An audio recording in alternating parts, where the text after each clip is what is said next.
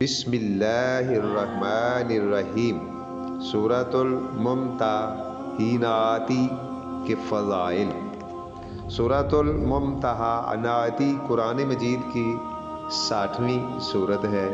اس میں 13 آیات اور 2 رکوع ہیں۔ یہ قرآن مجید کے 28ویں پارے میں ہے۔ یہ مدینہ منورہ میں نازل ہوئی۔ ممتحنات کا معنی جانچ پرکھ کرنے والی کے ہیں۔ سورہ مبارکہ کا نام اس کی 10ویں آیت سے ماخوذ ہے۔ اس آیت مبارکہ میں یہ حکم دیا گیا ہے کہ جو عورتیں مکہ مکرمہ سے ہجرت کر کے مدینہ منورہ آئیں، ان کی جانچ پرکھ کر لی جائے۔ اگر وہ مومنہ ہوں تو انہیں واپس کفار کے پاس نہ بھجوایا جائے۔ صلح حدیبیہ کے معاہدے میں مشرکین مکہ نے یہ شرط بھی رکھی تھی کہ ہمارا اگر کوئی آدمی آپ کے یہاں مدینہ منورہ میں پناہ لے، خواہ وہ آپ کے دین پر ہی کیوں نہ ہو، آپ کو اسے ہمارے حوالے کرنا ہوگا۔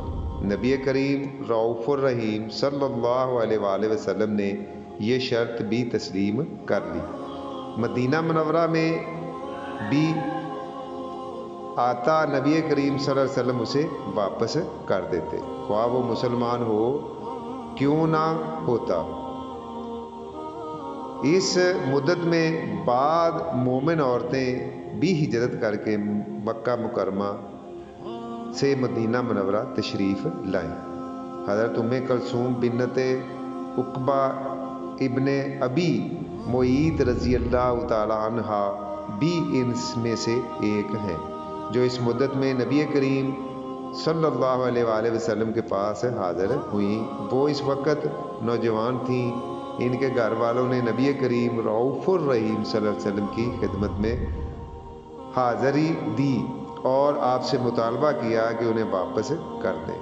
اس پر اللہ تعالیٰ نے مومن عورتوں کے بارے میں یہ آیت نازل کی جو صلح حدیبیہ کی شرط کے مناسبت تھی۔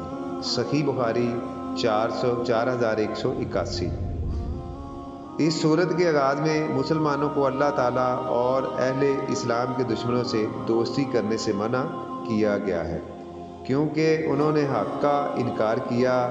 نبی کریم رؤوف الرحیم صلی اللہ علیہ وآلہ وسلم اور اہل ایمان کو ان کے گھروں سے نکالا گیا ہے، اور ان کی خواہش ہے کہ مسلمان کافر ہو جائیں۔ کفار کے ساتھ تعلقات کے ضمن میں مسلمانوں کے لیے بطور نمونہ حضرت ابراہیم علیہ السلام کا اسوہ حسنہ ذکر کیا گیا ہے۔ اہل ایمان کو حضرت ابراہیم علیہ السلام کے اسوہ کی پیروی کرنی چاہیے۔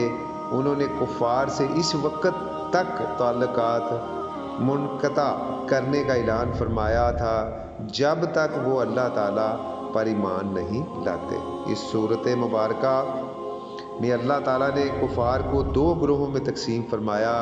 ایک وہ گروہ ہے جو مسلمانوں سے لڑائی نہیں کرتے اور نہ انہیں گھروں سے نکالتے ہیں، ایسے کفار کے ساتھ تعلقات رکھنے کی اجازت دی گئی ہے، جبکہ دوسرے وہ جو مسلمانوں پر زیادتیاں اور ان سے لڑائیاں کرتے ہیں، ایسے کفار سے دوستی کرنے سے منع کیا گیا ہے۔